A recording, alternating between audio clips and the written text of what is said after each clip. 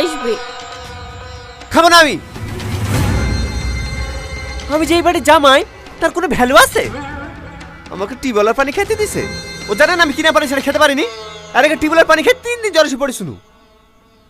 দেখো দিনি, ও কি করে জানবে? ও তো ক্যাটারিং এর লোক। তা আপনারা জানেন না নাকি? আমি কি সবার পা ধরে ধরে বুলি বেড়াবো যে আমি টিউবওয়েলের পানি খাইনি? আমি এই বাড়ির জামাই, আমার একটা মান সম্মান নাই? যা আবার হয়ে গেছে বাপ, বলো আমাদেরই হয়েছে, এবার সবাইকে বলে দেবো। চলো বাপ চলো, চারটি খেয়ে লাও গা। খাবো না বলিস খাবো না, আমি এক কথার মানুষ। আমি এই বাড়ির জামাই, কারণ সেটা চেয়ে চেয়ে সামলাতে পারবো না।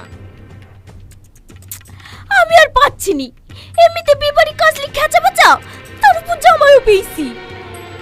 ও গো শোনো না, তুমি আর রাগ করে থাকো না।